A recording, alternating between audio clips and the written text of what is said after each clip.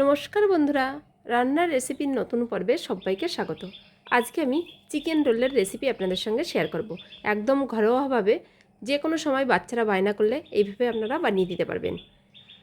খুব সহজেই বানানো যায়।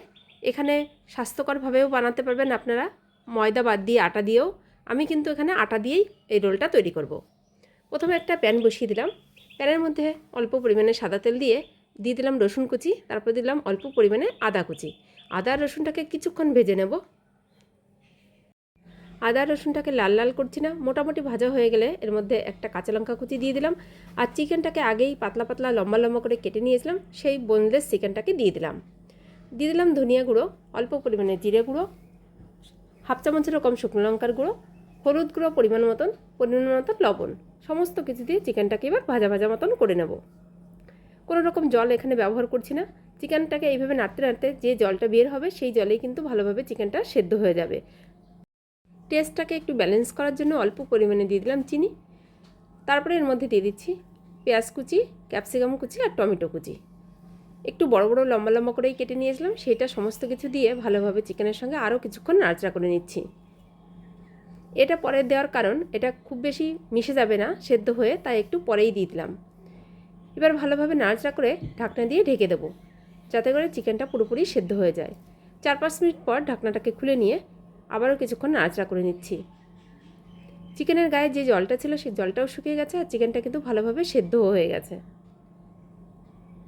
এবার এর মধ্যে অল্প পরিমাণে গরম মশলার গুঁড়ো দিয়ে এটাকে নাড়াচাড়া করে নামিয়ে নেব। অল্প পরিমাণে গরম মশলার গুঁড়ো দিয়ে ভালোভাবে চিকেনের সঙ্গে নাড়াচাড়া করে মিশিয়ে নিয়ে তারপরে এটাকে প্যান সমেত নামিয়ে রেখে দেবো ঠান্ডা হওয়ার জন্য। এবার একটা তাওয়া বসিয়ে দিলাম। আমি এখানে আটাটাকে আগেই মেখে রেখেছিলাম লবণ, তেল, অল্প পরিমাণে চিনি দিয়ে, সেটাকে একটু গোল করে রুটির মতন বেলে নিচ্ছি। সবাই আমরা যেরকম রুটি বানাই সেইভাবেই কিন্তু তৈরি করে নেব। আর এই রোলগুলো খুব বেশি বড়ও হবে না, যেহেতু আমি চাটুতেই করছি, যে চাটুতে আমি রুটি করি এই রুটির মতনই সাইজ হবে। এখানে কিন্তু আমি ময়দা ব্যবহার করিনি, আটা দিয়েই এই রুটিটা তৈরি করেছি। এবার এই তাওয়ার মধ্যে রুটিটাকে দিয়ে ভালোভাবে উল্টে পাল্টে একটু সেঁকে নিয়ে নামিয়ে নেব। এবার একটা ডিম ফেটিয়ে নেব। ডিমটাকে ভেঙে বাটির মধ্যে অল্প পরিমাণে লবণ দিয়ে, যেরকম আমরা অমলেট তৈরি করি সেইভাবেই কিন্তু অল্প তেল দিয়ে ডিমটাকে ভেজে নিচ্ছি। এখানে আমি একটা ডিমই দিচ্ছি।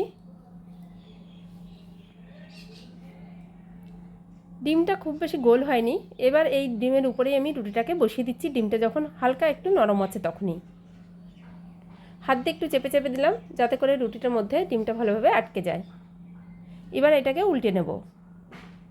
উল্টে আরও কিছুক্ষণ ভেজে নিয়ে রুটিটা একটু ভাজা ভাজা হয়ে গেলে এটাকে আমি নামিয়ে নিলাম। এবার এই রুটির উপরেই আমি যে চিকেনটা রান্না করে রেখেছিলাম সেই চিকেনটা একদিকে লম্বা করে দেব। খুব বেশি কিন্তু দেওয়া যাবে না, মোটামুটি যতটা দিলে রোলটা ভালোভাবে পেঁচানো যায় ততটাই দিতে হবে। খুব বেশি দিলে কিন্তু এটা রোল করতে অসুবিধা হবে। এবার এর মধ্যে আরও কিছুটা আমি স্যালাড দিয়ে দিচ্ছি। এখানে আছে শসা, গাজর আর পেঁয়াজ আর 2-3টে কাঁচা লঙ্কা কুচি একসঙ্গে আমি কেটে রেখেছি। এর থেকে আমি 1 মুঠো মতন স্যালাড দিয়ে দিলাম। স্যালাডটা ভালোভাবে ওইভাবে চিকেনের উপর দিয়ে লম্বা করে সাজিয়ে দিলাম। তারপরে কিছুটা চিনেবাদাম ভাজা সেটাও দিয়ে দিলাম। অল্প পরিমাণে দিয়ে দেবো বিট লবণ।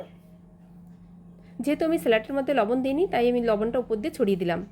আর দিয়ে দিলাম টমেটো সস। এবার ভালোভাবে একটা কাগজ পাশে নিয়ে যেভাবে রোল পেঁচাতে হয় বা সবাই পেঁচায় সেইভাবেই কিন্তু পেঁচিয়ে নিলাম। এই সাইডটাকে এবার মুড়ে দিচ্ছি। এইভাবে আমি প্রত্যেকটাই বানিয়ে নেব। সবগুলো রোলই আমার মুড়ে নেওয়া হয়ে গেছে। আপনাদের কেমন লাগলো আমার এই এগ চিকেন রোলের রেসিপি অবশ্যই কিন্তু কমেন্ট করে জানাবেন। ভালো লাগলে ভিডিওটা একটা লাইক করবেন, আর ভিডিওটা দেখার জন্য অনেক অনেক ধন্যবাদ আপনাদের সকলকে।